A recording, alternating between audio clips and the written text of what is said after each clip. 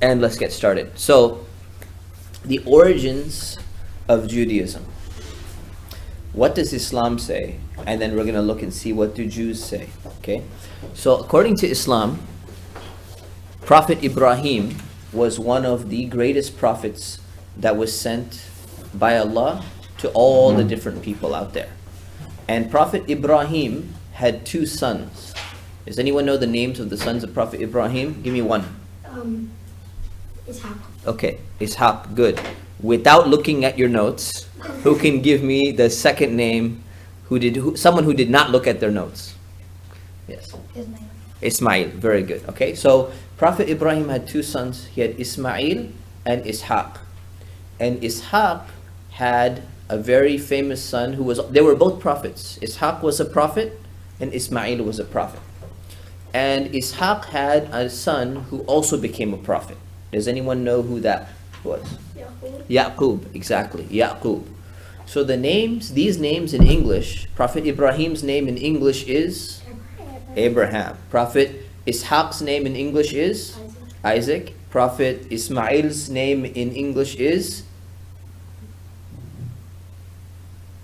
Ishmael. And Prophet Yaqub's name in English is Jacob. Okay, very good. Now, Prophet Yaqub, or Jacob, he had a nickname, and his nickname was Israel. Now, who can tell me what a nickname is? Tell me what a nickname is. Yes? It's like something like shorter, like for a shorter name. It could be shorter, sometimes it could be longer. Different name for like your parents to call you or something. Right, it's just the different names that your parents or your friends will call you, but it's not your actual assigned name, but it's a nickname. So the nickname of Prophet Yaqub was Israel. So when you hear Israel, and someone said when you think of Judaism, they think of Bani Israel, right? Who is Israel? Israel is Prophet Yaqub. And Prophet Yaqub is the son of Prophet Ishaq. And Prophet Ishaq is the son of Prophet Ibrahim. Okay, good. So we got our lineage down. Okay, we got our names and family structure down. Now, Prophet Yaqub, he had 12 sons. Who knows the name of one of his sons? Sarah. Yusuf, Prophet Yusuf. And this is surah in the Quran, Surah Yusuf. So, Prophet Yusuf is one of his children. Who knows another name of his son? Benjamin, very good. So second is Benjamin. Does anyone know a third son? Yes.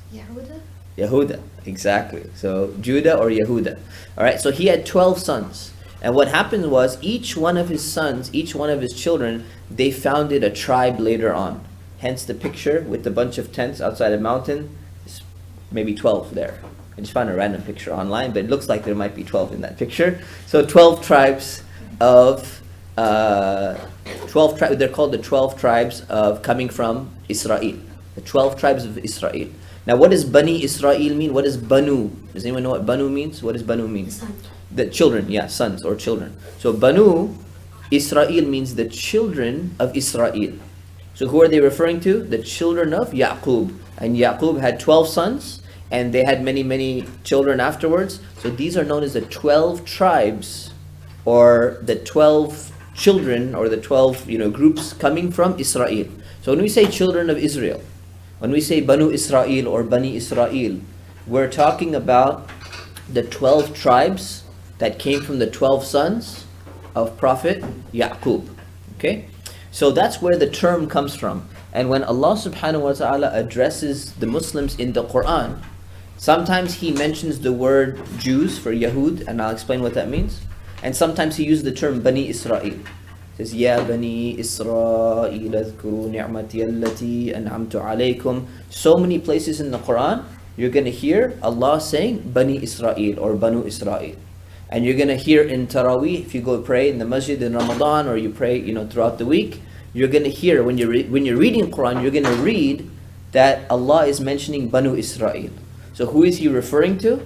He's referring to all the descendants and all the children who came later from the 12 tribes of Israel, or the 12 tribes of Yaqub's children. So that's what we're talking about here. And when it comes to Judaism and when it comes to Jews, they come from this origin and from this lineage. Okay? So in the Quran we have one term that's being used for Jews, and that's Banu Israel, and it's referring to this group of people.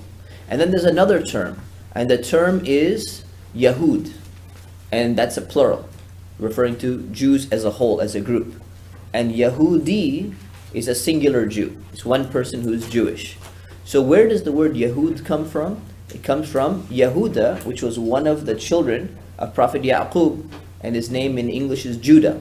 So from Judah you get the word Jew, or Jews, right? So what happened was, he had his own tribe. He was one of the 12 sons. So Judah formed a tribe, and it became known as the tribe of Judah. And eventually it became very powerful. And we're going to talk about that history. It became very powerful, and that's why people refer back to themselves as Jews, because of the power and the political power that son's tribe actually had in the first place. Now that's what Yahud means, that's what Yahudi means, that's what Banu Israel means. Today, things have changed. So in America and around the world, when you use the word Jew, it can mean two things.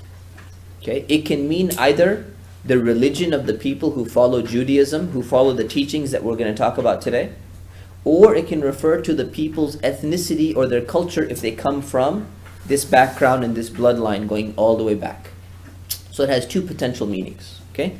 Any questions so far? Okay.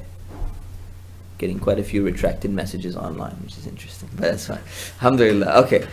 No questions? Good. Let's move on. Population. So, who can tell me what the approximate population of the world is today? Yes. 5.2 billion. 5.2. Did I say million? Did you say million? Billion. Billion. 5.2 billion. Close, but it's a little bit higher. 6.2 billion? Close as well, but it's a little bit higher. It's about 7 billion. Yes, very good. So it's about 7 billion people in the world today. So if you look at 7 billion people, and the number billion has how many zeros after it? You have a 1, comma, how many zeros come after it in order to get a billion? 12. Raise your hand. 9. 9, good. So 9 zeros after it, right? And if it has, for a million, how many zeros after it? 6, very good. So how many Jews are there in the entire world, and where do they live? So there's about 15 million Jews in the world. Is that a lot, or is that a little compared to 7 billion world population? It's very little. How many Muslims are there in the world? 1.8 billion Muslims in the world, and we're looking at 15 million, approximately 15 million Jews, which is like nothing compared to how many Muslims there are. So the top 4 religions in the world, number 1 is Christianity in terms of the number of people. It's about 2.1, 2.2 billion people. Next is Islam with 1.8 billion people. Then you have Hinduism, over 1 billion, and then you have Buddhism, over 1 billion. And Judaism is actually number 10. But if you look at that, it's such a small number. Once you get past the top 4, the numbers shrink very much. They're not over 1 billion at all. They're in the small millions. So there's very few Jews in the world today. And where do they live primarily? So where do they live? Mostly in Europe. Mostly in Europe. So there's quite a few in Europe, but there's 2 places where they mostly live. Well, yeah. United States. United States and? Russia. There's quite a few in Russia, but it's not that high. Not that high either. Canada. There's USA and Canada has the most, but with one more country. Australia. Nope. Yeah. Asia. I don't know. Yeah, this map is completely misleading. So they live in a very small, little, tiny place which you could barely see on the map. Israel. Israel. That's right. Okay? Where Palestine is. Right? So they live in Israel. So we have 43% of all Jews in the world. They live in Israel. And another 43% live in the United States and Canada. So what percentage is that? Yes. 86. 86%. So what's the remainder? What's left over? How many percentage left over? 14. 14. Good. All right. Good correction. 14%. So 14%, there's a lot of them in Europe, maybe like around 10% in Europe, and then small places all around the world. So where are you going to find most Jews? In Israel, United States, or in Canada. Okay? So that's a little bit about the population of Jews in the world. Are there any questions? Yes. I thought Christianity was most in the USA. Christianity is most in the USA. There's a lot of Christians in the USA, but they might actually have the majority in the world, but they're spread out because there's 2 billion, right? So they're spread out throughout different parts of the world. But today right now we're talking about Jews specifically, right? So specifically Jews. Any other questions? Sikhism, yeah. Israel, 14. Yeah. Any other questions? All right. Okay. So beliefs. Let's talk about what Jews believe in. So again, then you can call the name of the religion Judaism. You can call the people who follow the religion Jews, or Yahud in Arabic. The Quran mentions that. And singular is a Jew. In Arabic or in the Quran is Yahudi. Okay. So let's look at what they believe in. So among the things that they believe in, we're going to look at this picture in a moment. I'll just take it away for now. The first thing they believe in, they believe that there is a God. So whoever said that there's no God in Judaism, most Jews, it's not all, most Jews believe that there is a God, that this God is a creator, that he has no body, that he's the first and the last, very similar to Muslims, very, very similar. They only pray to God. They believe that all the words of all the prophets that they believe in are true, and they believe that their holy book that was given to them is the Torah. Right? In the Quran, it's called the Torah. Yes, sir. Are they the ones who they pray to one person and that person prays to God for them? No, those are Catholics. Those are among Christians. Now the Jews are very similar to Muslims in their beliefs, in that they only worship one God. So they only worship Allah. They believe that you're not supposed to worship anyone else besides Allah. So they have like the Shahada, the first part of the Shahada. They have the La ilaha illallah part down, right, which is pretty good. And then they believe in revelation. So they believe the Torah was given to them, and they believe it was given to Prophet Musa, to Prophet Moses. And Prophet Musa is considered to be one of their greatest prophets that came later on. So they believe that the Torah was given to Prophet Musa. They believe in Prophet Musa. And they believe in the coming of the Messiah.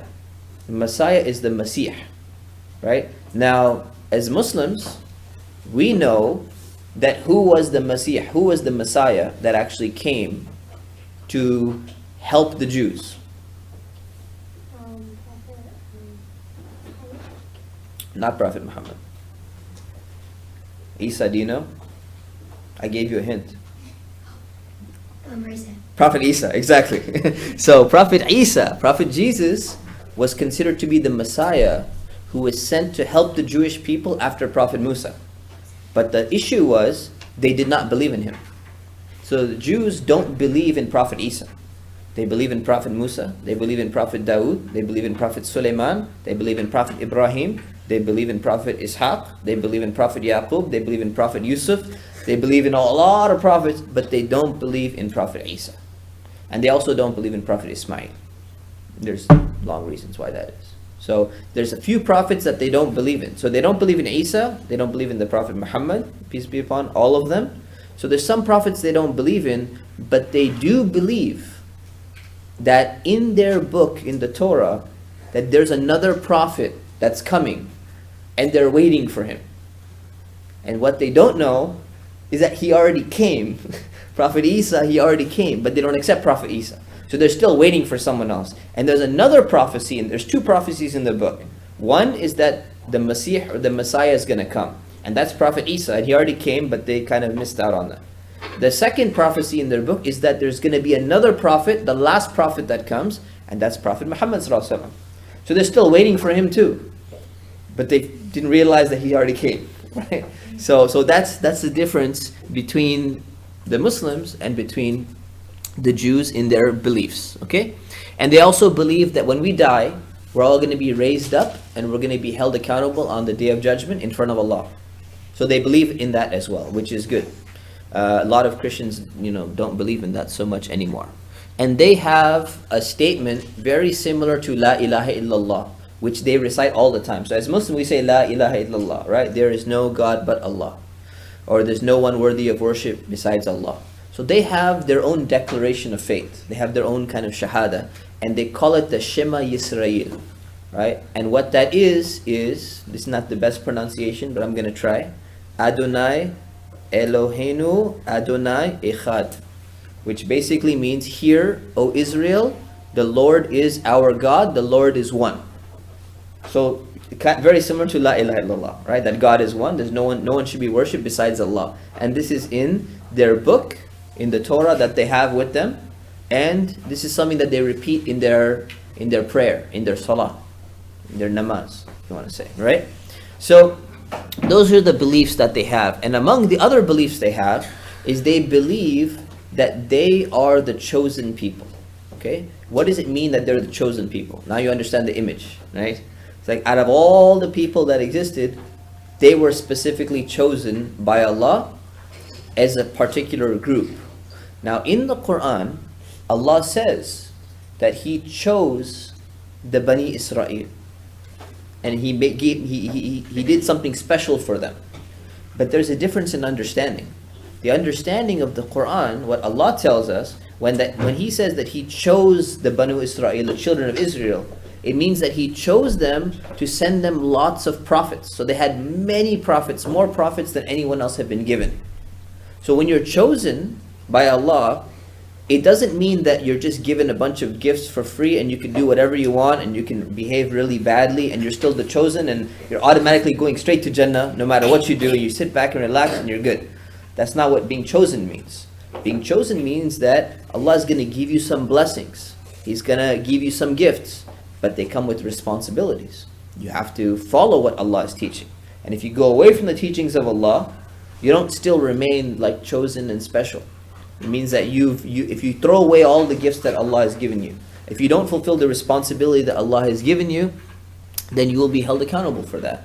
But their belief is a little bit different in the sense that they think that they're chosen in the sense that Allah thinks that they, because of them coming from the 12 tribes or the 12 tribes of Yaqub, from the children of Israel, they think that they're automatically a special group and Allah loves them in a special way and in a better way or a different way than He loves everybody else in the world.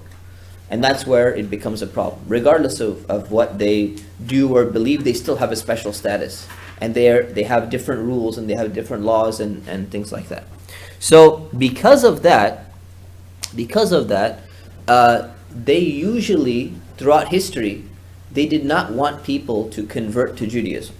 So they generally did not want anyone to accept or try to become a Jew. So we as Muslims, imagine if your friend comes to you and says, wow, what does Islam teach? And you say, yeah, we believe in, there's only one God, we believe in the Quran, we believe in the Prophet Muhammad ﷺ. Here's a book, why don't you read it about the Prophet? Why don't you read the Quran? And then someone comes back to you and says, I'm really interested in Islam. I really like this religion. I want to be a Muslim. And what do you say? Alhamdulillah, Allahu Akbar, this person wants to accept Islam. You get very happy. And if someone does that with the Jews throughout history, if someone comes and says, hey, I think it's really interesting, you guys, dressed really cool, and you got the little cap and all that, I would like to become a Jew. They're like, no, sorry, you can't become a Jew because you're not from the chosen people, and therefore you cannot convert to Judaism. So what's happened is, many times, if someone was even interested in becoming a Jew, they were not allowed to become a Jew. And sometimes people tried to become Jews, like recently in 2008, the state of Israel, there was 40,000 Russians who tried to immigrate to Israel, and they tried to say that they're Jews, and they tried to become Jewish, and they even had a rabbi, like one of their scholars, say, yes, these are real people, they really want to become Jewish. And after they became Jews, they arrived in Israel, and they said, we have declared that we've taken away your Judaism. So you're not a Jew anymore by our statement. So they said, but we have already started praying and we're doing everything. It doesn't matter. We have decided that you are kafir, basically, right? You're not a Jew. We don't accept you. So that does happen. So some places, sometimes people can convert, but for the most part, they're not allowed to convert to Judaism, right? Because you basically have to be Jewish by birth. You have to have your family come from a Jewish family. If you don't come from a Jewish family, or at least have a Jewish mother, you cannot be a Jew. Yes. So they still don't let people convert? So we're gonna get to different groups. So the thing is, there's so many different groups, kind of like you might have heard of there's Sunnis and there's Shias and things like that. There's so many different groups. So most of the groups nowadays, today, they allow you to convert to Judaism, but it's very difficult. Like, it's a long process. But in the past, throughout the last 2,000 years, they did not allow people to convert. And what you're going to find is the groups that allow them to convert, they are people who don't really follow the teachings of Judaism very much, right? So we're going to see a little bit of that history, okay? So it's really interesting. So they consider themselves to be the chosen people. And again, we have that in the Quran, but we have a very different understanding of what it means that Allah chose the children of Israel and chose the Banu Israel, okay? Any questions on that so far? I think she's try full screen online.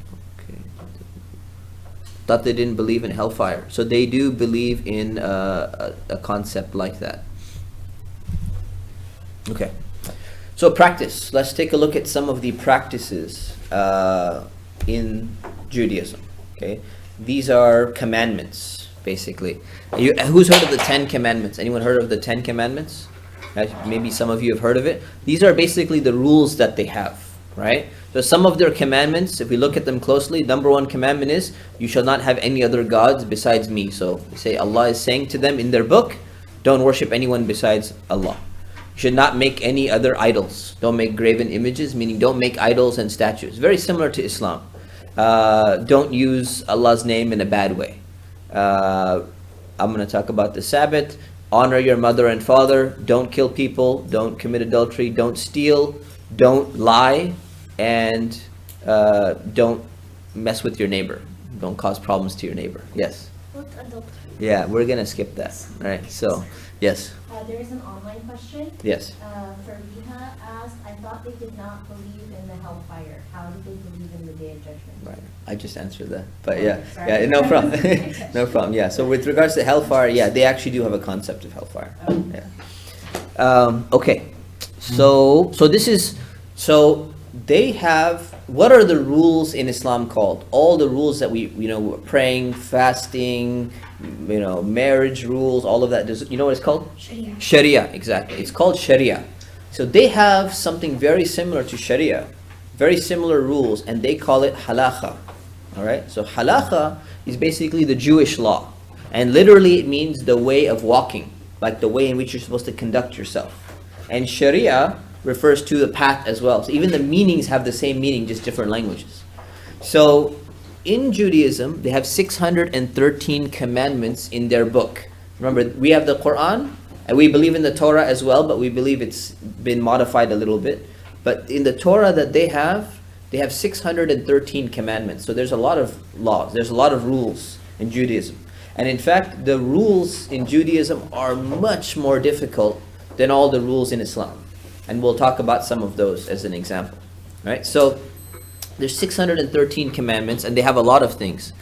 And among the commandments, besides the ones that we covered here, is they also pray. So they pray 3 times a day.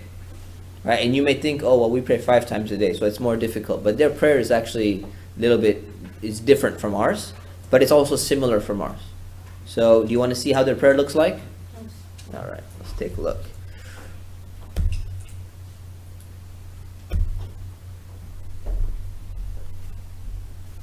Oh, hold on.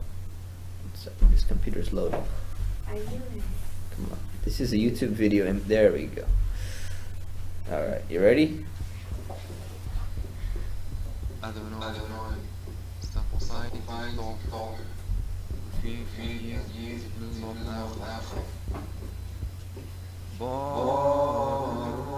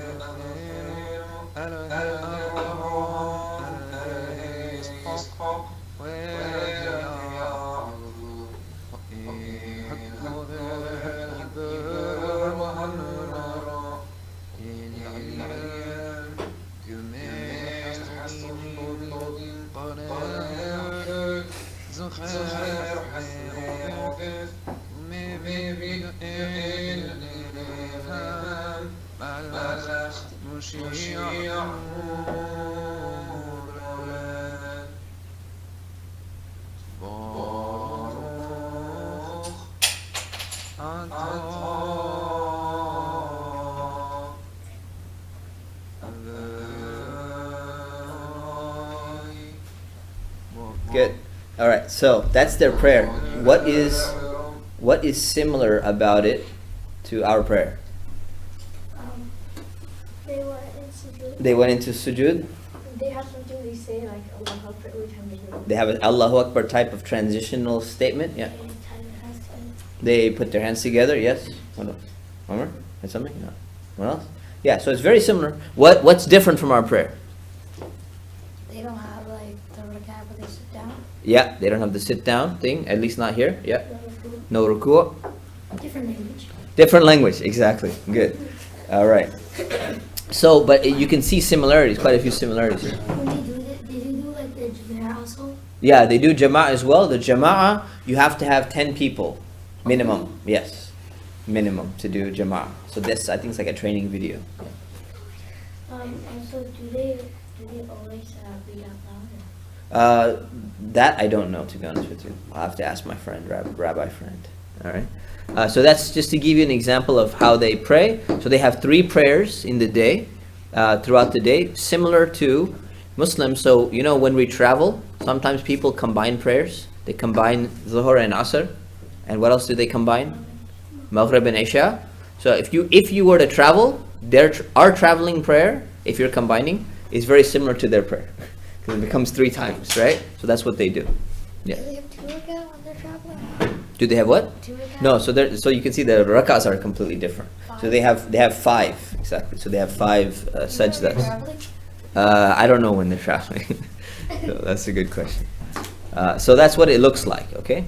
Let's go. Yeah, let's go back to. Yeah, there. All right. So they pray 3 times a day. On Saturday is like their special day. Okay, our Jummah is the special day. Our Friday is the special day. Their special day is Saturday. Yes. The Christians are their special day is Sunday. That's right. The Christian special day is Sunday. Right? So the Christians on Sunday, Jews on Saturday, the Muslims on Friday. Because the Prophet ﷺ, he wanted us to differentiate ourselves from the Jews and Christians. So we chose Friday. But what ends up happening is the people who are in control and in power in America and in Western Europe, guess what days they gave precedence to have the days off? Friday. No, which ones did they make the days off? Which days are off in America? Saturday, Sunday. Why are they off? Why Saturday, Sunday? Why not Monday? Why not Tuesday? Why not Friday? Because people are working. The question is, why are they working on? Why are they taking those days off? We could have picked any day to be off. They need Because the Jews and Christians. To let the Jews be off on Saturday and let the Christians be off on Sunday because it's their special day. So that's the problem, that's difficult for us because if we got Friday off, it would be so much easier to attend Jummah, visit your friends on Jummah, dress up nicer, do all of these things, but we don't have it off, right? So it becomes more challenging, and that's because you have more precedent, and they've been here in America and in Europe for a longer period of time than Muslims have been. But then how come we still get to go to Jummah? How come what? How come we still get to go to Jummah? We still have to go to Jummah? Yeah, Because we're Muslim. Yeah, but how come we get to go to Jummah? How come we get to? Yeah. Oh, because they need us to work. And otherwise Muslims would be like, oh, okay, fine. You go ahead and perform that surgery. I'm going for Jummah. I'm not going to work for you anymore. So yeah, they need Muslims to work. and they like Muslims. Some of them like Muslims, so they want to accommodate them and say you can take off 2 hours for Jummah, no problem, as long as you make up your work in the later on, right? So we have 613 commandments. We have 3 prayers per day, and if they're going to pray in Jama'ah in a congregation, they need to have 10 adult Jews in that congregation. Now they also have other prayers. One second. So they also have other prayers. They're supposed to make dua throughout the day. So for example, when they wake up in the morning, they have a dua that they make. Before they eat, they say something. Before they drink, they say something. After they finish eating, they have a special dua as well. So they make dua very similar to Muslims throughout the day. And a lot of Christians don't do that. So in that sense, we're actually very close to many Jews. Okay? Yeah. Is it okay? Because what you said that in Jumu'ah, for them, they only are allowed to have 10 adults, but how many kids are allowed to pray? Yeah, only so the more you can have more kids, but you're not allowed to have a jama'ah. You can't have a group prayer unless you have at least 10 adults there. If you don't have 10 adults, then you're not allowed to pray in a group. Or is it, do women pray as well? Women pray as well, yes. They pray as well. To pray the Jummah, you have to have 10 adult men? 10 adult men, yes. 10 adult men. Okay? All right, and then some other things about their dress. So if you look carefully, the guy in the picture over here, he's wearing something that looks like a little cap. Looks like a topi type thing, right? So that is called a kippah. All right? It's known as kippah or a yarmulke. So in English, in America, most people call it yarmulke. But they themselves, in their religious language, they call it a kippah. It's like it's almost like a topi that other people wear completely, but it's a lot smaller, and it just covers part of the head. So what you'll find is sometimes if you ever meet a Jew, you won't even realize that he's a Jew because his little kippah, his little topi, it's actually worn on the back of his head, and it's pinned to his head. Ow. Not with like pins going into his skull, pinned with like those, what are those other pins called? Safety pins? Not safety pins, because that would still hurt. Clips, yeah, it's clipped to his head, exactly. But it's kind of clipped to the back of his head, so you can be looking at him, and you can't see that he's wearing a topi. And if you go and you turn around, you walk around him, you see, oh, wow, there's a topi right in the back. And it happens to me a lot. I've seen a lot of people, and I'm like, oh, you're Jewish? Really? You're a rabbi? Aren't you supposed to be wearing that thing? And they're like, yeah, I am. And I'm like, where? It's like, it's in the back. You have to look in the back, and it's kind of like hidden. You get like a dual identity when you walk by. All right, it's pretty interesting. All right, so they wear that, and most of the Jewish men, they wear that every single day, all the time. And especially they have to wear it when they're praying. They have to wear it when they're eating. They have to wear it when they're making dua. They have to wear it when they're studying their Torah and their religious books. All right? And where do they pray, or where do they gather? Like we have masjids, they have synagogues. All right? So it's called a synagogue. And in a synagogue, they go and they meet for prayer. They have separate rooms for prayer. They have smaller study rooms. And they actually keep some copies or scrolls of the Torah which they read from. Kind of like, people go and read from the Quran inside the masjid. They have the same thing. They keep scrolls of the Torah, and they actually read from them as well. And another thing that they have in their synagogue, which is really interesting, is they always keep a lamp lit. Always.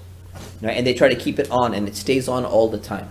And the reason why they do that is because a long, long time ago, they had a special temple in the city of Jerusalem. And that temple used to have a fire, and the fire was always lit. So what they do is they try to remember the temple that they had. And they're very attached to this temple because it was destroyed twice. So we're going to talk about that history, but their attachment to their history is very important for them. Okay? Yes? So, what's the dress for women? The dress for women, so they have there's different types of Jews in terms of the way they practice. They usually cover their hair as well, and they have something that's similar to a hijab and very modest clothing, longer clothing and everything. Yes. On Saturday when they have their day off to pray, do they go to the church? They go to the synagogue. Synagogue. The synagogue, because they don't go. So church is for Christians, synagogue is for Jews, masjids are for Muslims. Right? So it's just a different name of the building and kind of a different function in terms of what they do. Okay? Yes. Do they only pray in the synagogue, or do they kind of... No, they pray at home. Yeah, they pray at home as well. Yeah.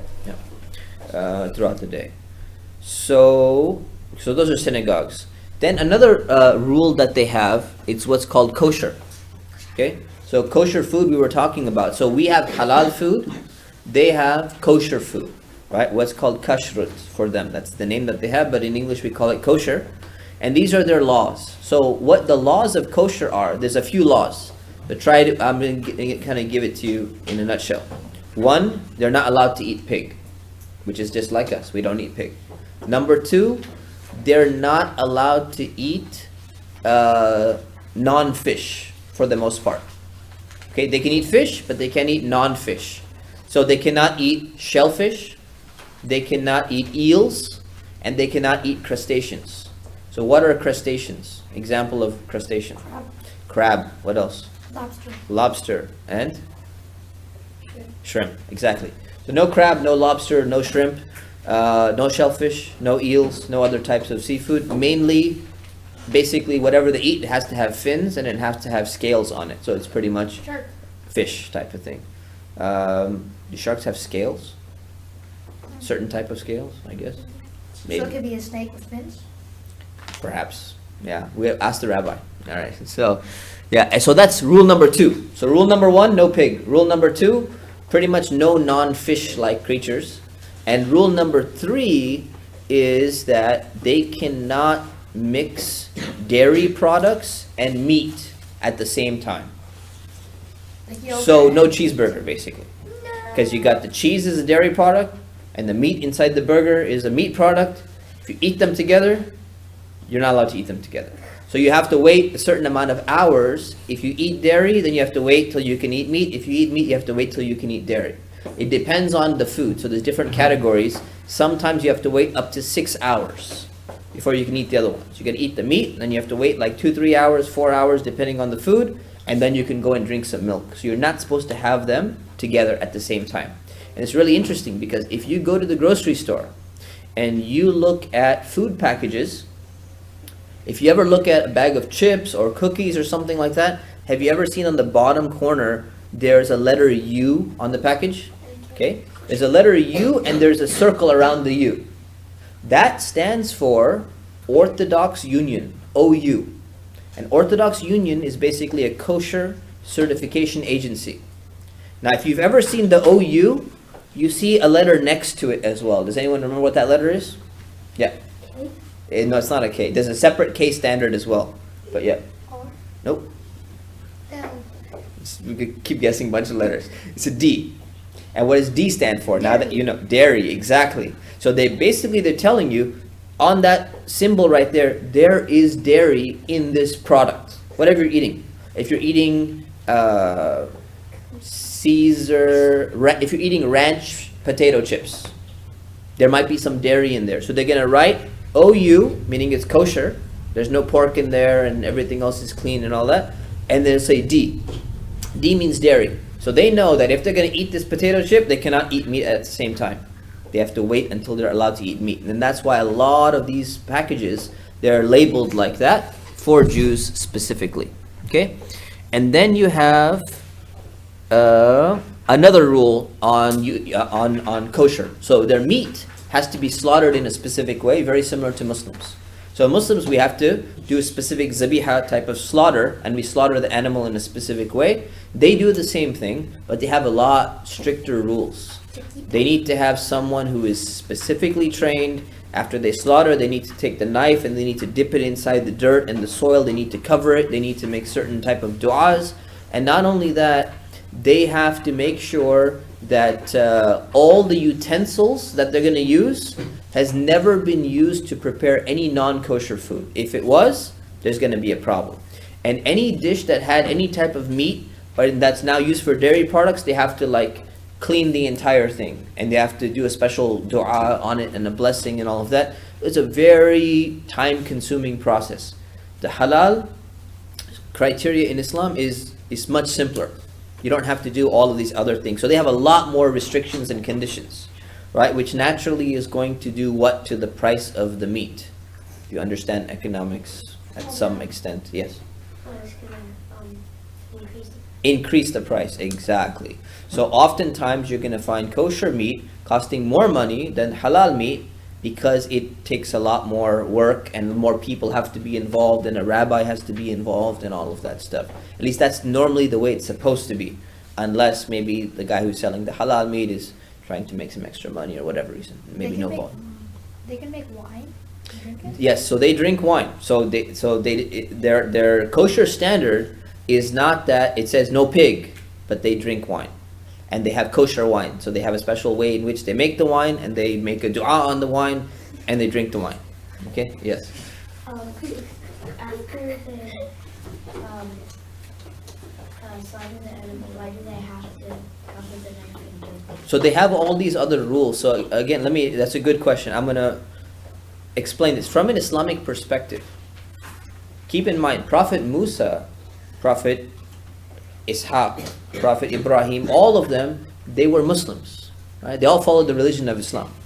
So these were all real prophets and they came with rules that were all from Allah. So why do we find that they have some very, very strict rules? The reason why they have strict rules, and this is mentioned in the Quran, is because the children of Israel, the Banu Israel, at the time, they started going further and further away from Allah and they were doing very bad things. They become very corrupt. So Allah punished them by giving them some very, very strict rules. And then when Prophet Isa came and Prophet Muhammad ﷺ came, he said, some of those rules that you were following, we're gonna give you the Sharia now. And the Sharia is a little bit easier than the rules you were following before. Why is it easier? It's because those rules, Allah gave them to you as a punishment because of what you had done in the past. But this is not supposed to last forever, this punishment. The punishment was for that generation. But what happens is, because they don't believe in Prophet Isa and they don't believe in Prophet Muhammad ﷺ, they still think that those rules apply to them. So they're following these really, really strict rules that are technically a punishment for what their ancestors had done in the past. Okay, yes? A few years ago, like 2 years ago, Dad and me were watching a documentary about Judaism. And they say before they eat, they have to cover the bread. And they have to do some kind of dua to the wine. They say they cover the bread because the bread is going to be jealous. He's jealous because The bread gets jealous? yeah, Oh. they get jealous. because of Perhaps. wine. Maybe. I don't know who those people were. I haven't read about that, but that sounds interesting. All right. Because bread. Okay, so consumption of wine. So they do drink wine. But again, they don't drink wine that's made by non-Muslims. By non-Jews. Okay? They only allowed to consume things which are made by Jews. And there's some reasons that they have for that. Okay, so these are pretty much their food rules. And then we'll talk about one more thing. Their imams or their sheikhs, they're called rabbis. Okay? So their scholars are called rabbis, and those are basically the ones who study their books, and those are like the imams and the scholars of the community. So if you have a question, you want to know what does Judaism actually say, you go and you ask a rabbi and they'll be able to give you a better answer, rather than just asking a random, Jewish friend of what they think or something like that. Okay? All right, any questions so far? Questions? There was a question, why can't dairy and meat be eaten together? And you tried to address that. Yeah, I didn't address that. So the reason why meat and dairy can't be eaten together, there's a verse in their book which talks about, it's like a very vague verse in the Torah which kind of talks about an animal should not have to drown in its own milk or something like that. And from that, they kind of extracted this ruling that you're not allowed to mix them together. So they themselves don't have a specific reason why, it's just in their book. And the thing is, a lot of the rules that they have, they don't have like reasons why. And when we come to Islam, we have very good reasons why we do things. And the reason why, do you know why the difference is? You think maybe why do we have reasons why we do things, but when it comes to them, they just do it, but they don't have exact reasons. They can't explain the wisdom behind it. Do they have like sunnah prayers? Sunnah prayers? They have extra prayers as well, yes. Can anyone answer? Does anyone remember my question? Yes. Do they have fasting? Do they have fasting? Yes, they have fasting. We're coming to that. Does anyone recall that I'm asking a question? Yes. What about the fasting? Yeah. I guess not. About the fasting, isn't it like they can eat also? They can eat on the fast also? I'm gonna talk about fasting in a little bit. But yeah, I'm gonna get to fasting. Let's fast from the fasting questions and get back to my original question. Yeah. The book is different? Because yeah, you're right. So good. I'm glad you brought it up. Either their book is different, number one, and number two, because their rules were prescribed as a punishment partially.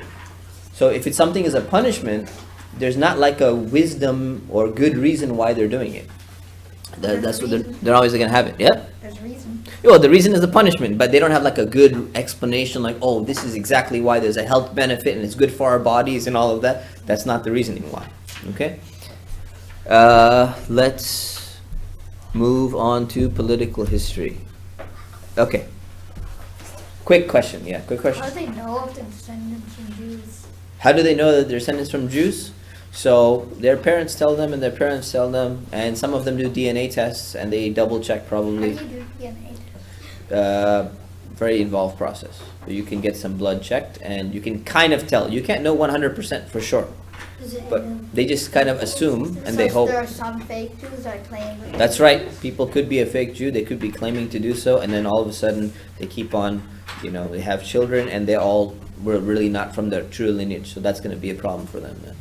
But only Allah knows that, right? Yes. There was an online question regarding prayer. Do they pray in a certain direction? Like we pray for I didn't come across that, to be honest with you. They used to pray towards Jerusalem. Right, so they used to pray towards Jerusalem. Now I'm not sure if they continue to pray towards Jerusalem or not. All right, good questions though. All right, let's look at a little bit of the political history, okay? So, let's go back, and this is the temple that I was talking about. Okay, this is a picture of what the temple might have looked like. So I'm going to tell you about the history of this temple. Okay, so Prophet Ibrahim has Prophet Ishaq. According to their book, Prophet Ishaq is promised to get the land of Canaan in that region near Jerusalem. So he goes in there, and they are now doing very well. They're ruling this land. Everything is going fine until the descendants of Prophet Yaqub, all the children of Prophet Yaqub, they eventually move to Egypt. And when they get to Egypt, does anyone know why they moved to Egypt? because There was one prophet that moved to Egypt. prophet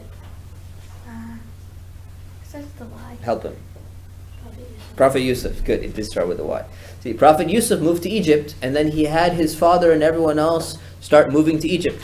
So what was happening is they were doing great, and they were enjoying themselves, and everything was going great, but then the Egyptians became really bad, and eventually, a few hundred years later, they enslaved all of the children of Israel. They enslaved all the Banu Israel, and they were forcing them to work for them and do all of these things. And who was the leader of all that oppression? Pharaoh. Fir'aun, exactly, right? So they got enslaved in Egypt, and then Prophet Musa comes, and he saves them with the help of Allah, and they cross against the river, and Fir'aun and his entire army are destroyed.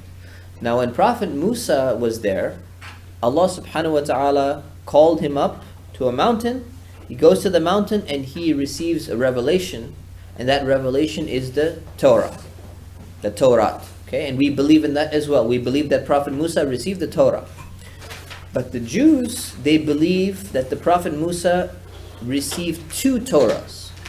One is the actual Torah, which was written down, and the second Torah was called the oral Torah, meaning it's the verbal Torah. That was the teachings of the Prophet Musa alayhi salam. Very similar to the Sunnah.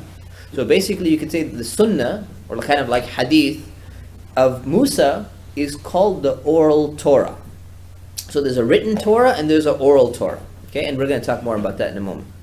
And then what happened was, after Prophet Musa, the Jews, or the Banu Israel at the time, and they're Muslims at that time, they entered Jerusalem and they ruled that area, they ruled Jerusalem for about 300 years. But near the end of that time, they started becoming corrupt. And they were not being good Muslims anymore. They were not, dedicating themselves to Allah. So what ended up happening was they came and told one of their prophets. According to the Jews, they told Prophet Samuel. All right, Samuel.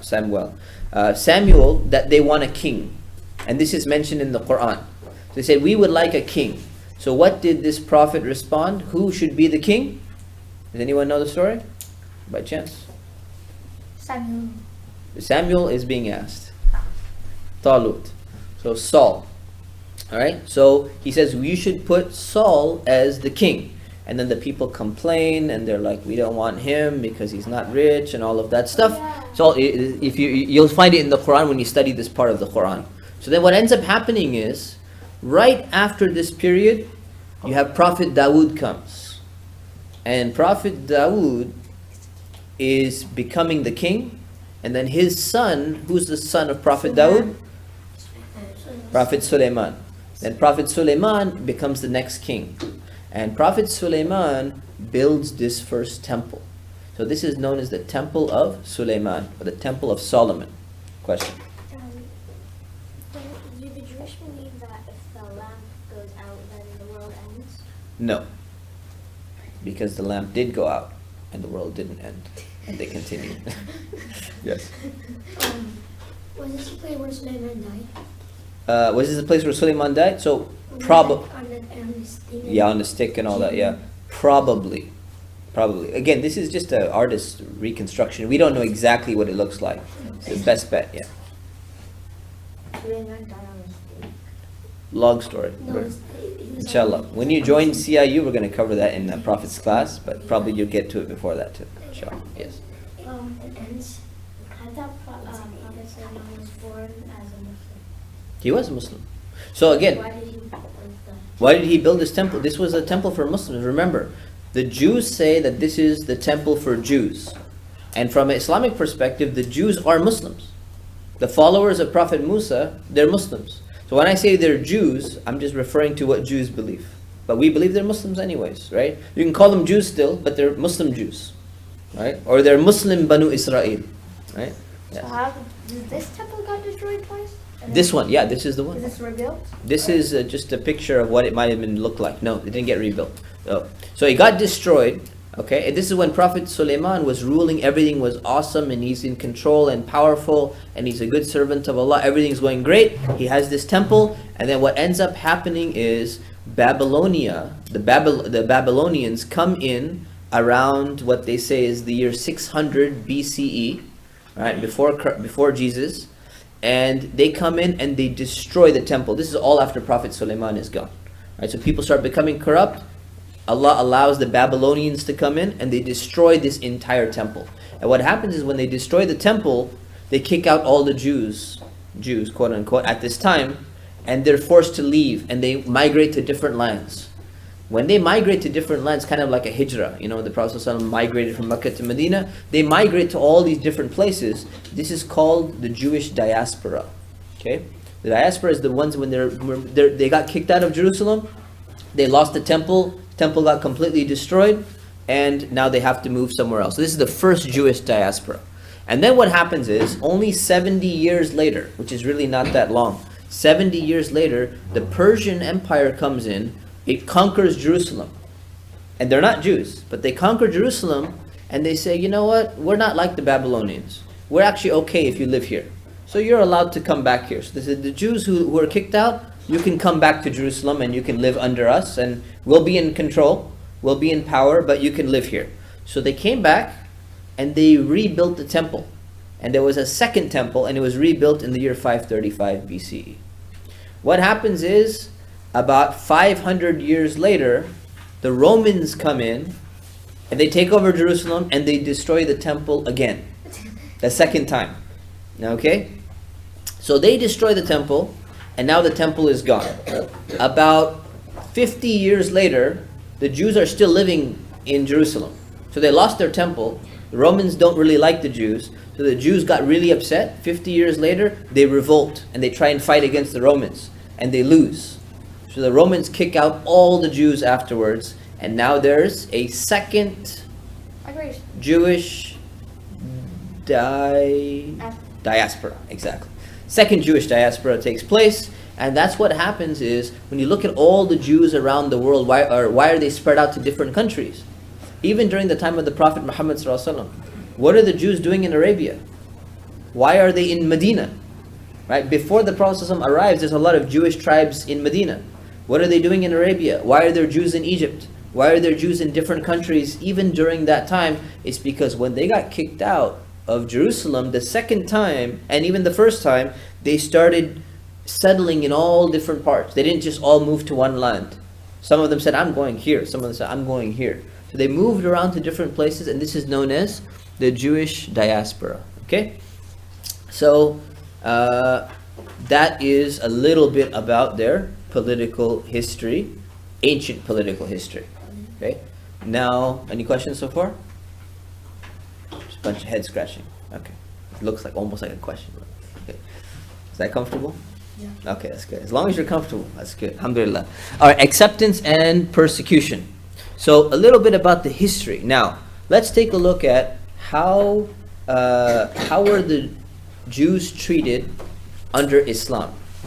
Under Islam, there was a lot of tolerance, respect, and a lot of integration. The Jews used to live with the Muslims side by side since the time of the Prophet ﷺ.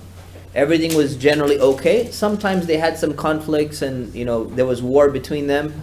But from the year 712, let's just look at our dates real quick. When was the Prophet ﷺ born? You don't remember? Any dates, approximate dates? Something. It's a number. I'll give you a hint. Starts with a 5. And then comes a 7. 500. What's the last number? 2. Close. 570. 570, right? So he was born 570, right? When was the Quran completed? Approximately. 40 years after this point. So That was when it started, 40 years. So you count 40 years, how long was the revelation for? Yes. So let's add 40 years. 570 plus 40 years, what year are we at? 610. 610. How many years was the Quran revealed in? 23. So approximately, what year are we looking at? 680. 630. Good. All right. 632, 633. So about 100 years later, things got really, really good. So the Jews kind of, they didn't have any issues or problems, and they didn't want to, fight. So what ends up happening is that the period from 712 to 1066, how many centuries is that? 8, 9, 10. 3. Over 3 centuries. Over 300 years. This is known as the Jewish Golden Age. If you ask any Jewish professor in history, or you ask any rabbi, say, when was the best time for the Jews where everything was great for them after Prophet Sulaiman? After that, when was the next best time for them? That they weren't being persecuted, and they were doing really good, and they were building civilization, and they had peace, and everyone was learning, and everyone enjoyed it. That's the years that they spent under the Muslims, and it's called the Jewish Golden Age, where they wrote a lot of their books, and they made their commentaries, and they built buildings, and they did science, and they did all sorts of arts and everything like that. So under the Muslims, they had their Jewish Golden Age for over 300 years. And everyone who's an honest, Jewish person who knows their history, they will admit this. It says, yes, the Jews lived very, very well under Islam. Now let's take a look at how the Jews did under Christianity. So what does that sign say? Christians only? danger. Jews not? Danger. There's something, no. Allowed. Allowed, yeah. Jews not allowed. And then there's a danger. So they used to have in many, many places throughout Christian history where Jews were not allowed in the same regions as Christians. They're not allowed to walk in the same area. They're not allowed to, do so many things. So under Christianity, there was a lot of persecution of Jews. They would kick them out regularly. Sometimes they would force them to convert to Christianity, and sometimes they would just kill them. Complete massacres. Yeah. Is there still anything like that? There are a lot of places that do this still till today, yes. There's a lot of Christians who still hate Jews. A lot of white supremacists, Nazis, they absolutely hate Jews. Yeah, Hitler and the neo-Nazis. So like Hitler's followers. Right? So you have that. And then what they have is they had legal restrictions where Jews have to wear a certain mark on their body so that Christians can recognize them and not treat them nicely. The burn mark. Right? No, not only that. Throughout history. So we're talking about a long time ago. They had to wear like certain badges. It's a yellow badge, and they weren't allowed to live except in certain areas, and they were usually very bad areas. And they were not even allowed to go into certain jobs. Like Is Native it- Americans and Spanish? Very similar, yeah. So you're not allowed to go into certain jobs because you're a Jew. And they had a special tax for them. They were not allowed to participate in public life and so many other things. So I'll give you an example. In England, okay, England is today known as the UK. You know, anyone been to England? Anyone know where England is? Anyone heard of England before? Yes, awesome. That's what I like to hear. All right, so in England, from the year 1290 to 1655, how many hundred years is that approximately? 1290 to 1655. 2004. Almost 350 years, almost 400 years, right? What happened? England kicked out all Jews completely. No Jews allowed. Just kick them all out. From Spain, 1492 to 1868, kicked out. We don't want you in here at all. And this is a very long period of time. So they had a lot of persecution under Christians. Whereas under Muslims, they had their golden age, because in Islam, we can respect people even if they don't follow exactly the same practices as us. As long as they don't cause any problems, you can, live and let live, yeah.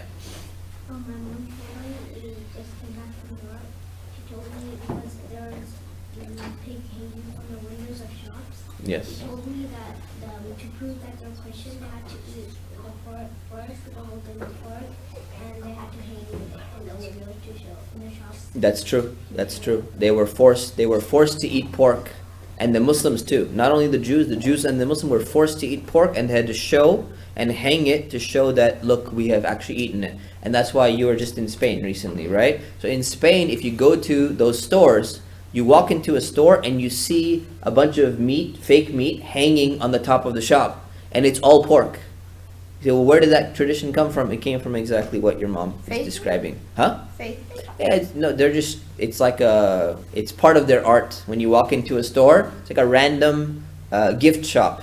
They're not even selling meat. They're selling like maybe burgers, and they're selling a bunch of supplies and candy and everything. And there's just a string on the top of the store, and it's got a bunch of pork. And you're like, what does pork have to do with anything to do with your shop? There's no connection whatsoever. In fact, you're not even selling pork in the store. You're selling a burger, no pork, and you're selling like a bunch of hats. There's a clothing store and everything. Why is there a bunch of pork up there? It's because it's a remnant from the time where they were forcing the Muslims and Jews to eat pork, and they used to actually have this practice.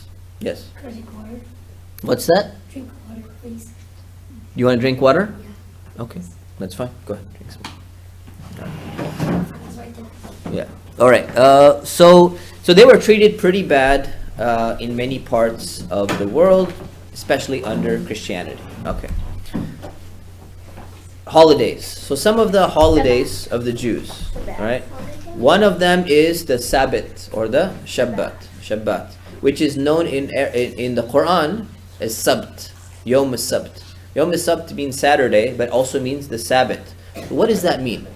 On the day of the Sabbath, which is Saturday, the holy day for Jews, they, from sundown on Friday night, because in Islam and in Judaism, even in Christianity historically, the new day actually starts at Maghrib time, the previous night. Yeah, that's what it is. Right, so that's the way it works, right?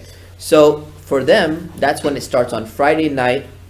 Their Sabbath or their Sabt has actually started.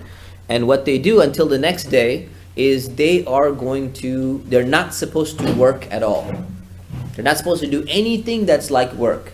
Now, why do they believe this? Because their book says, at least what they have in their book, it says that when God created the world, He created it in 6 days, and on the 7th day, He rested.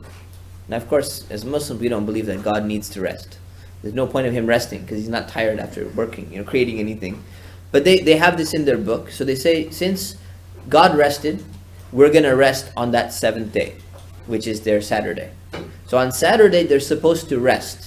Not only rest, but they're supposed to worship Allah, but they're not allowed to work. So they're not supposed to work at all. Right? And from an Islamic perspective, this may have been a rule. This was a rule that it is a rule that Allah gave to them as a punishment for them, that they're not allowed to work on this specific day, and this is mentioned in the Quran. And again, and we're not, the punishment was supposed to be for that generation, not for all the other generations that come, but because they don't believe in Prophet Isa and they don't believe in Prophet Muhammad sallallahu alaihi wasallam, they're still following those old rules, and they're waiting for the new Messiah to come who can remove these rules from them. Otherwise, they're going to keep following them. So, on Saturday, they are not allowed to work at all. They're supposed to worship, and anything that falls under the category of work, they're not allowed to do. So there's 39 categories of work that they have. And one of the categories is, you're not allowed to light fire. So imagine in the old times, you need a lantern, you need a candle, you're not allowed to light a fire. So if you lit it maybe the night before, some people came up with this cool strategy, you light it before and then you just leave it on, right? You're not allowed to light a fire. So what the Jews today say is that lighting a fire, when you drive a car, you turn on the ignition of the car, and there's a fire that's lighting in the ignition. So they're not allowed to drive cars on Saturday. Right? So one of my friends, he's a rabbi, we tried to organize a program. We say, hey, why don't you come down to CIU and have a program? They said, yeah, I would love to come down. I said, Saturdays and Sundays work very good for me. He said, well, Saturdays don't work for us at all. I said, well, can you just maybe make 1 hour? No, we're not allowed to drive on Saturday. So I said, what do? You stay at home like all day and you just walk around the city? He said, yes, we're not allowed to drive. They don't drive on Saturday, right? Practicing Jews. So they're not allowed to drive. They're not allowed to use electricity because that's like lighting a fire. They're not allowed to write. You can't write on Saturday. And they're not allowed to use money. You can't buy anything. You can't trade money. So a lot of different rules of work are under that category. So on Saturday, if you have someone who's really a practicing Jew and they're really following their religion, they're not going to respond to your text message. They're not going to respond to your email. And you cannot meet them anywhere unless you go to them. Because they cannot drive. Yeah. So what are the two prophecies they have? What are the prophets they have? Prophecy. Oh, the prophecies. They believe that the Messiah is going to come, which is Prophet Isa. And they believe another prophet, the last prophet is going to come, which is Prophet Muhammad. Yes. Do they have like days where they can't eat bread or like dairy or something? Yeah, we're coming to that. There's one holiday like that.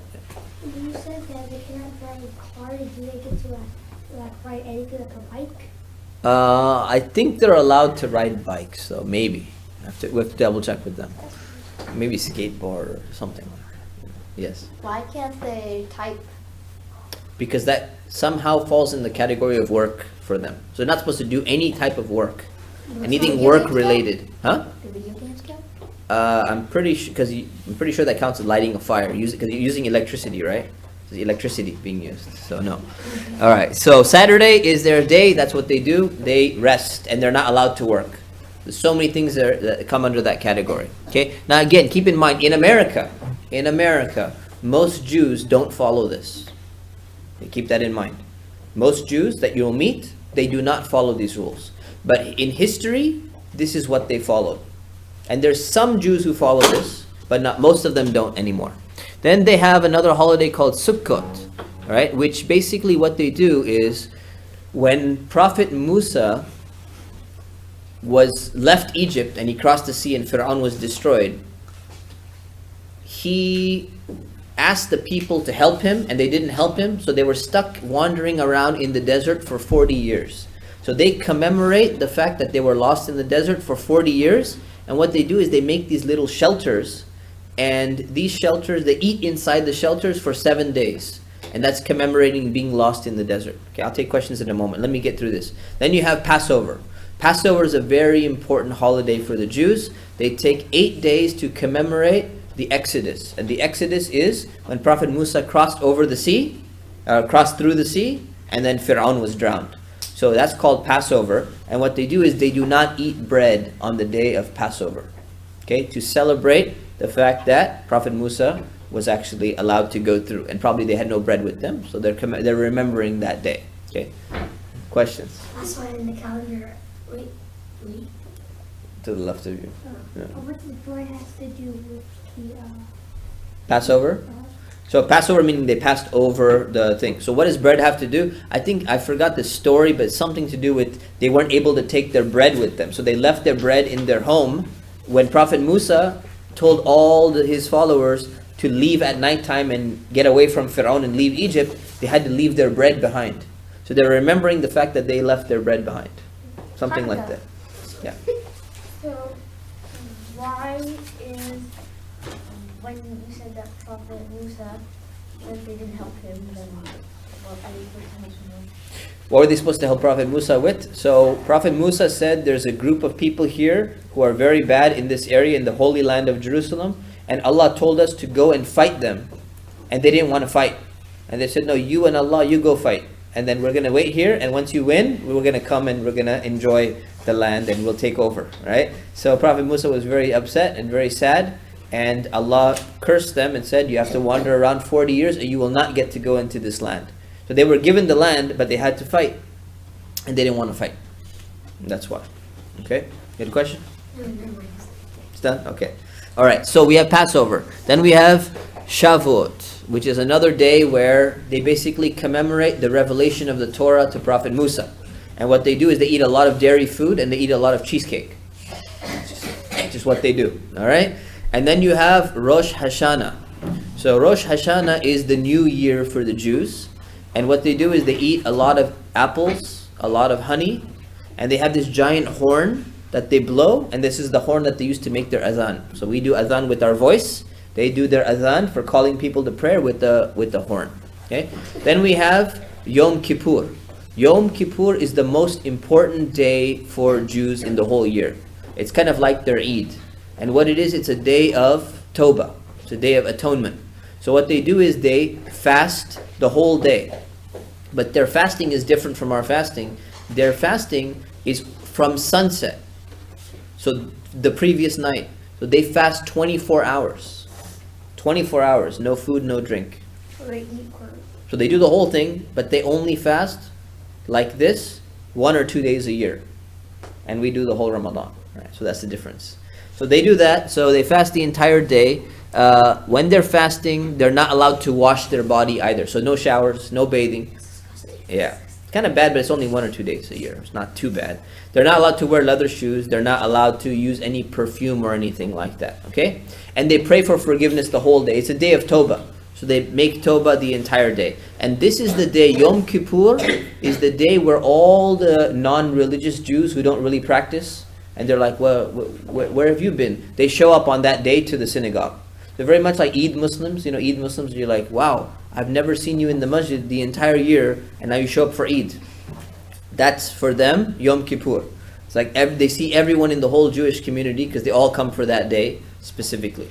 Then you have Hanukkah. Okay? Now Hanukkah was really not that important of a day historically, but what happened was it became very famous and popular now. So now everyone knows Hanukkah. So if you say, what are Jewish holidays? Everyone's going to say Hanukkah. Do you know why they say that? I know you're all raising your hands for something completely different, but does anyone know why Hanukkah is so popular and everyone knows about Hanukkah now? Food. Not just food. They have food. They have cheesecake in the other one. Cheesecake is cooler than The candles? not just the candles are cool for them, but not just that. The Yeah. bidding. Huh? The bidding. No. There's something else. The Bible. Uh, The book. not just the book. No. It has nothing to do with the picture. What time does Hanukkah fall in? Does anyone know? Yeah. Very close to Christmas, exactly. So what happens in Christmas? They have all this marketing and sales, and they're selling Christmas trees and everything. So all these capitalists realize that they can make a lot of money from the Jews as well. So they market Hanukkah at the same time that they're marketing Christmas. And everyone who is a Jew kind of realizes that they're living in a majority Christian era. So they want to do something cool, like when the Christians are doing something too. So this becomes more important, or at least more publicly known among the community than all the other Jewish festivals. Okay, and if you didn't understand that point, you're okay. All right. So Hanukkah is another holiday that they have, and what they have is they burn these 8 candles, and every day for 8 days they light one more candle. So one candle, the next day they add another one, the next day they add another one, and then that's like the finishing candle for the end. Why do they do this for 8 days, and why do they have 8 candles? Well, what they believe is that in the temple, when the temple was being destroyed, what ended up happening was that when they rebuilt the temple had this eternal fire. Remember I talked about that? They have to keep the fire going. So what ended up happening was when they came back to the temple, they realized that they have to put some oil to light the fire in the temple. And what happened was, the oil, they only had enough oil for 1 day of keeping the fire going. And they had to make more oil, and it's a very difficult process. It would take 8 days to make more oil to keep the fire going. But they believed that by a miracle, the fire just kept going for 8 days, which is exactly how much time they had to make more oil so they could keep the fire going, and the fire didn't go out. So the fire was supposed to go out. The fire continued with the supply of 1 day of oil. It continued for 8 days. So they remember that incident, and they keep lighting one candle 8 days, and they celebrate for 8 days that specific incident in history. Why did they show 9 candles? Why did they show iron candles? 9. Oh, 9 candles. The middle one is probably like, see, it's different. It's kind of up. It's like either the starting candle or the ending candle that like we're done now. Right? So that's like a separate one. So it's actually 8. It's supposed to be 8 candles. And then you have 2 more holidays. Tisha B'Av. Tisha B'Av is they remember and they're sad about the destruction of the temples. So they fast. So they're very attached to the temples. Whatever happened in the temple in the past, they remember that. So they're crying on this day because their temple was destroyed twice. What do? They also fast on this day. And the last thing they have is what's called bar mitzvah.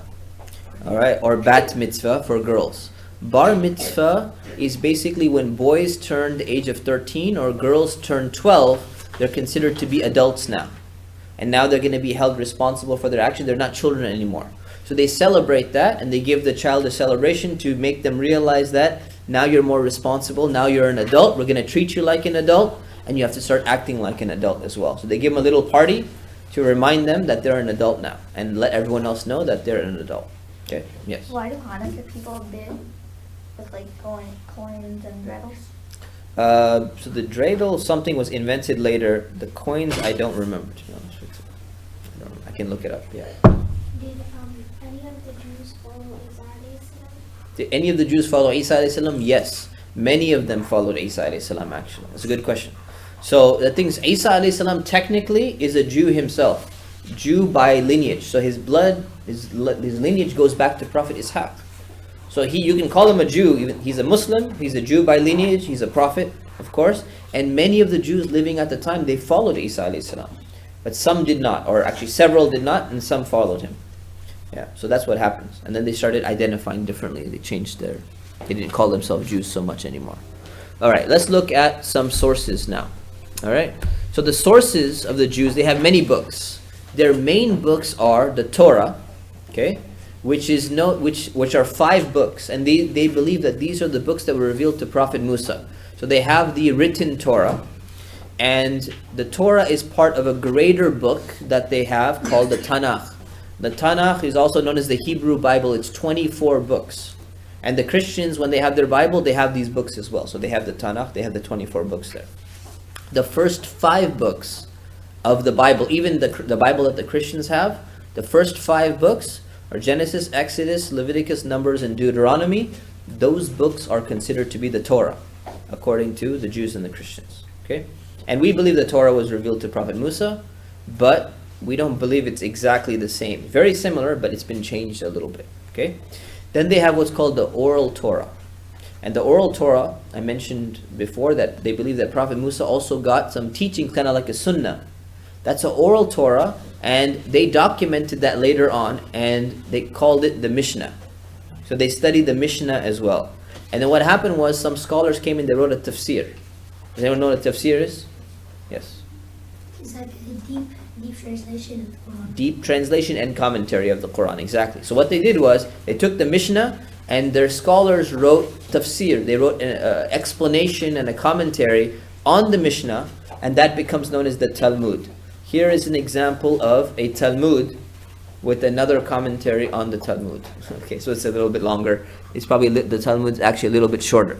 It's a big book. Alright, so it's a very, very large book. And this is where, so there are 2 main sources, are the Torah and the Talmud that they use. Kind of like we have Quran and Hadith, they have Torah and Talmud. Okay, and They believe that both of these were given to Prophet Musa. Okay? Then we have groups. Let me finish this and I'll take your questions. Alright? So, I'll let you take a good look at these guys for a little while before we move on. Alright. So they have, some of them have, at least they have a free Palestine sign, which is pretty cool. How does that mean? I'll explain that too. Is this a figure you found online? Huh? It's an online picture. Yeah, it's an online picture. No, I didn't meet these guys. All right, so if we're done looking at the picture now, we've digested it. What is it? No, we haven't. All right, I'm gonna tell you right now. Okay. Yes. It looks like they shaved their hair into big furry discs. So those are hats actually. But yeah. Respectful voice, Okay. So those are hats. Okay. And they wear these hats only on one day of the week. Saturday? Good guess. Exactly. All right. So now I'm going to take the picture away so we can focus on groups. So there's different groups. And what happened was there's something called Rabbinic Judaism. Rabbinic Judaism is the Judaism that people have practiced throughout history. Okay? And what happens is that in Western Europe, have any of you studied the Enlightenment by chance? No, that's fine. Not yet, because that comes in they're doing the ancients right now. Oh, okay. It's gonna come soon? Okay. So what happened basically is people started going further and further away from their deen. The Christians went further away from their deen later on, right? The further and further you get away from Prophet Isa, the more people start going away from their religion. The further you get away from Prophet Musa, people start, or the last prophets, Prophet Suleiman and Dawood, the more and more you start getting further away from the deen. So what happened was, in Western Europe, there was a lot of Jews living there, and they were influenced by the Christians. And what they did was they started coming up with new ideas. This was around 1770, 1780, so about 200 years ago. And what happened was they started a new movement. One of the movements that came out was called the Reform Movement, or the liberal or progressive movement. So what they said is, we don't believe in the Torah anymore. We don't want to follow anything that's in the Torah. So imagine you have a group of Muslims. Inshallah, there's not too many of them. But imagine you have a group of Muslims say, yeah, we believe in the Quran, but we don't want to follow anything. You find some Muslims like that. So what happened was, there was a group, they started and they said, we don't want to follow any of the commandments in the Torah. We're just going to follow a few of them, but we don't want to really practice. We don't want to pray. We don't want to do Sabbath. We don't want to do anything. So that is known as the Reform Movement. They want to eat pork. They don't want to slaughter animals correctly. They want to eat dairy. They don't want to follow any of the laws or the rules that they had before, right? So what happens is, they come up with this Reform Movement. They say we don't have to follow most of the rules. What ends up happening is there's a lot of Jews like this today. And guess where the vast majority of those Jews are in the world? America. Right here in America. Okay? So there's a lot of Reform Jews in America. A lot. You could say even most of the Jews in America are Reform, which is why they're not going to practice any of the rules. Then what happens is another movement comes called the Conservative Movement. The Conservative Movement comes and says, we really don't want to follow too many of these rules, but we want to follow kosher, and we want to follow the Sabbath. We will do that, but we still want to eat pork, and we want to, well actually they don't eat pork, but we don't want to pray, and we don't want to follow all the rules. We want to follow a little bit more of the rules than the Reform people. So they came up with the Conservative Movement. And then you have an Orthodox movement comes out. And the Orthodox movement says, what's wrong with you people? You Reform people and Conservative people. We believe in the Torah. We believe in the oral Torah. We believe that Allah has given us these rules. We have to follow these rules. So the Orthodox movement basically says, you guys are wrong. We have to follow these rules the way that everyone else was following the rules in the past. So they call themselves Orthodox. So there's three main movements. There's Reform, Conservative, and Orthodox. Reform, don't follow any rules. Conservative, follow some rules. Orthodox, follow all the rules. Okay? And in 2001, 50% of British Jews were Orthodox, which means that 50% of them are not Orthodox, so they don't follow all the rules. 27% of Jews in Israel are Orthodox, which means what? Ultra strict. What's the other percentage? 27%? How many of them are not Orthodox? 27% are Orthodox. 27% are Orthodox. I love 70. 73% are not Orthodox, meaning they're not following all the rules. All right? And in America, 13% are Orthodox. How many are not following all the rules? 87. 87% of Jews in America are not following all the rules. Which is why I said, you're not going to find too many of your friends. If you meet a Jewish person or something like that, he will respond to your text message. He may be eating pork. He may be working on Saturday or whatever it is, because they're not following. Then you have one more group. They're called ultra-Orthodox or strict Orthodox. All right, these are known as Haredi Jews. And these are the guys right here in the picture. So these guys, they follow all the rules, but there's something additional. They wear very traditional clothing. They don't like to use the internet. They don't want to mix with the society. They want to basically stay by themselves, kind of like in a bubble, to protect themselves. And that's why they're dressing differently. They behave differently. They don't watch movies. So some things are good about these people, right? They don't watch movies. They don't listen to music. They don't even a lot of them don't even use the internet, because they say you're going to get exposed to all of these bad ideas and everything. They're a very closed community. They have lots of children, so they expand very quickly. So they're growing, a lot. In Israel, 12% of the Jews are Haredi. Hasidic meaning is a part of Haredi. So they're ultra-Orthodox. In the United States, 7.2% of the Jews are there, and mostly in New York. So you'll find, in fact, this picture is probably taken in New York. So most of the Jews that are like this, ultra-Orthodox, they live in New York. But they don't like to be called ultra-Orthodox. Everybody calls them that, but they don't like to be called that. They'd rather be called strict Orthodox. If you ever meet one, you want to be nice, don't say, hey, you're an ultra-Orthodox Jew. Be nice by saying, you're a strict Orthodox Jew, right? Or if you want to be really impress them, you're a Haredi Jew, right? Or you're from the Hasidic, movement or something like that. And then in the UK, we have 13% of them, okay? We are done. Questions? Yes. This is sign-free Palestine. Sign-free Palestine means that Palestine is a land with Muslims and a lot of Palestinian people. And they've been taken over by the state of Israel. And what happened is these people, these these strict Orthodox Jews, or the Haredi Jews, they don't believe in participating in the Israeli army. They believe what's happening to the Palestinians is wrong. So most of these Jews actually support Palestinians. And even the ones who live in Israel, they do not join the Israeli army, and they actually protest for the rights of Palestinians, which is very nice. Other questions? Yeah. Are there any Orthodox or strict Orthodox, like synagogues or groups around our area? There's quite a few in LA. There's a few in LA.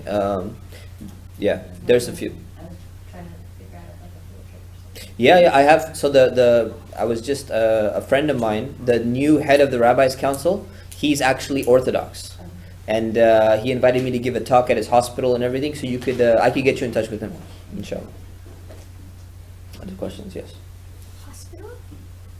Yeah, I just gave a talk in the hospital on Monday. You don't want to know what the topic was. Trust me, you don't want to know what the topic was. Yes. I'll tell you what the topic was with that. It's basically there's some guys who dress like girls, and there's some girls who start dressing like guys, and they wanted me to talk about that. There you go. All right. On the holiday, you said that you cannot take a shower, like you have to do memories. Yeah. Are you allowed to wash your hands after you use the bathroom? Yes, you're allowed to wash your hands after you use the bathroom. Yeah, just no shower. Yeah. It was an interesting comment. When I was younger, my family and I lived in England for a year and a half, and I went to an Islamic girls' school. And right across the street from us, the buildings facing each other, was a strict Orthodox boys' school. So the men and the teachers and all the boys, they used to dress exactly like that, with the curls on the side, and the men would have big beards. And alhamdulillah, we all got along. There was never any issues. Very respectful of each other. Yeah. Alhamdulillah. Some of these actually attend Islamic conferences, and they have a table in the bazaar area where all the people are selling books and hijabs and everything. They have a table and they're like, we support the Palestinians. They just get a table for that reason. So they're very supportive of Muslims generally. Do you have any other pictures? Other pictures? No, not on my laptop right now. We can Google them, but we should limit our internet usage. Just like that. We should learn from them. Be restricted on the internet.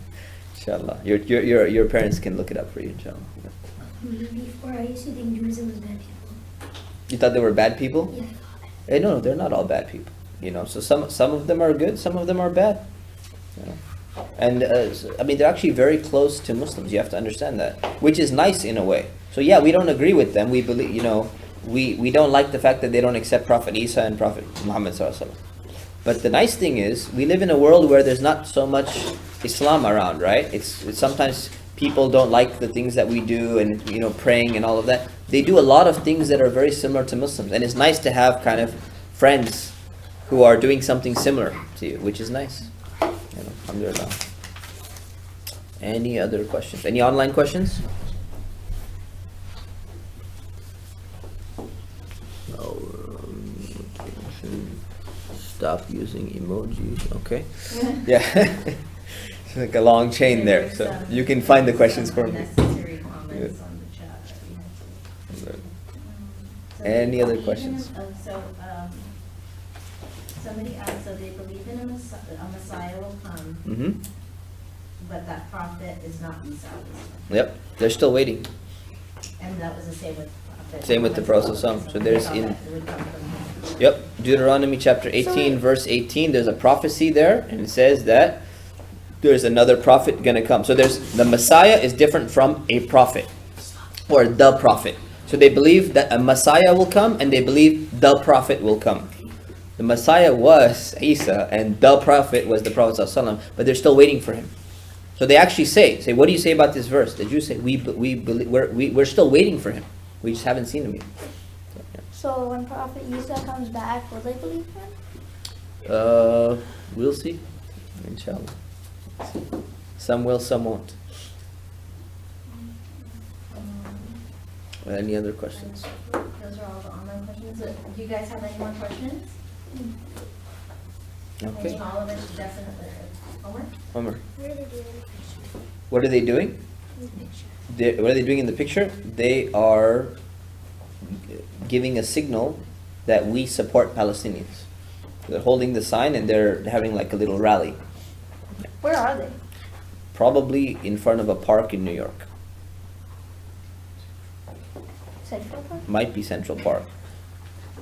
There's barely any parks there. Before you show pictures, can you please get all the background on it? Yeah, yes, exactly. Give us a tafsir. Yes. Everybody, please say thank you and Jazakallah khair to Shaykh Jazakallah Mustafa khairan, Shaykh Mustafa. Barakallahu fikum. And Jazakallah. inshallah, we could organize other classes like Inshallah. this as well. I think everybody enjoyed online and a lot of text messages from moms as well. Alhamdulillah. And it seems like the kids are all paying very close attention. Alhamdulillah. Which they don't usually. So, Alhamdulillah.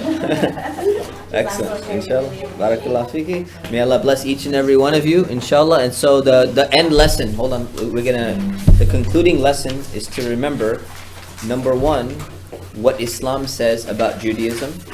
Islam says that all the prophets that were sent to the Bani Israel and to everyone else, we believe in all of those prophets. They were all Muslims, but then some way down the line, the Jewish ancestry, the Jewish family became more important, or as important as the religious practices of believing in one God and everything. So that's where we kind of diverged. And the belief in Prophet Isa and Prophet Muhammad ﷺ is what's different about us.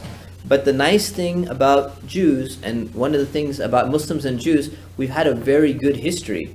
And historically, Muslims and Jews have lived, not always, but most of the time, in a very nice way, and they've been friends, and they've worked together, and there've not really been any major issues throughout history.